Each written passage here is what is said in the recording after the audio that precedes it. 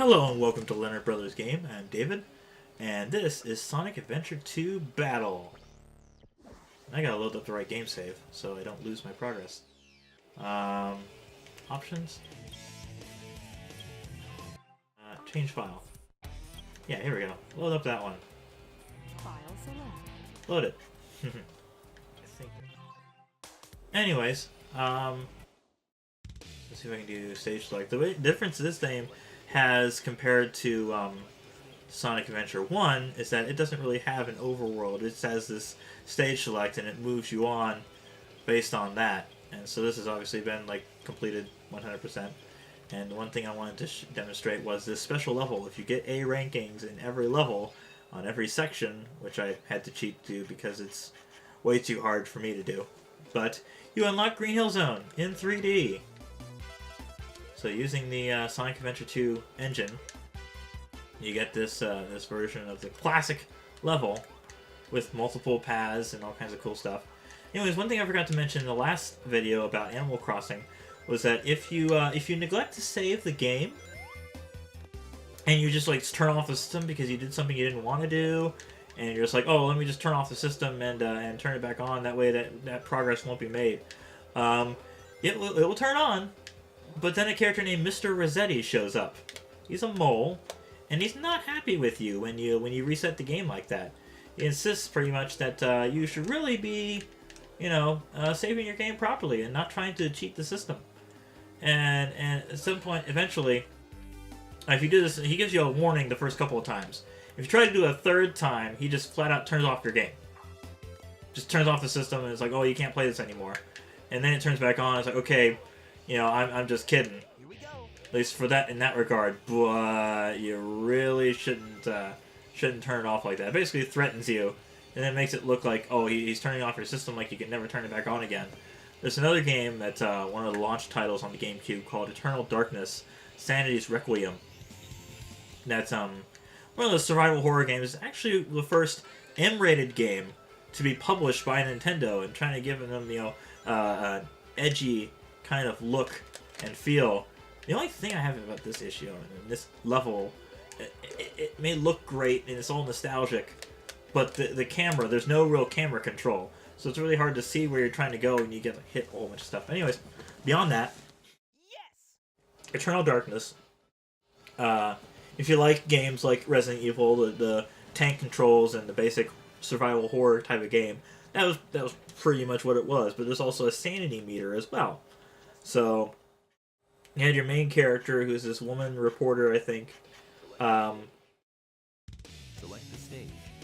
And she gets caught up in this big scandal or some issue, some controversy, and it drives her insane. And it's like the sanity meter and kind of thing in the game. It gets to the point where I love this song. Anyways, this is what I was going to say in the last episode. This was my favorite song, Escape from the City. It's like, it's not necessarily Tetris or Super Mario Brothers, but it's definitely this one. This level and this song is like, iconic at this point. This was part of the demo that came along with several versions, gaming magazines, and with Phantasy Star Online 2. I think one of them contained a demo that had this level, and it's just fantastic. Anyways,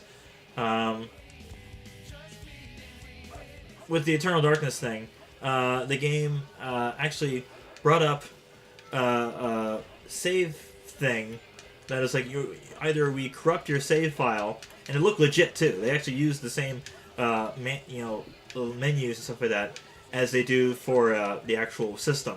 And so, like, would you like to delete your game saves? And I'm like, no, I don't want to delete my game saves. But that's the only option they give. And so they show you this menu that says deleting your game saves. And you're like, no, please don't do that. But it's a fake. It's a hoax. It's trying to get the player into such a tizzy, I suppose, so worried about things that they are as worried as the player, as the character is in the game. It's like, what's going on here? They kind of mess with reality, kind of break the fourth wall there. So there's a couple of interesting games that do that. But anyways, we're playing Sonic Adventure 2. That's the point of this. And so you just saw like the last bonus level, and this is the first level where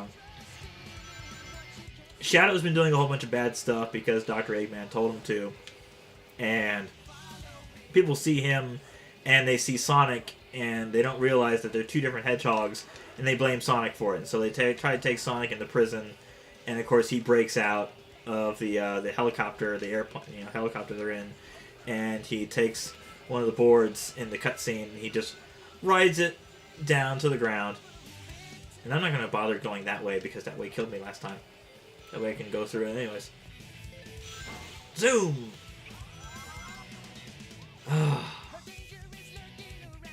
One of the other few things that I, playing through just the demo of this, when it was first announced and stuff like that, a lot of people were just like, this is leaps and bounds better than the previous game, than the original Sonic Adventure. In terms of plot, they actually have a more in-depth plot this time.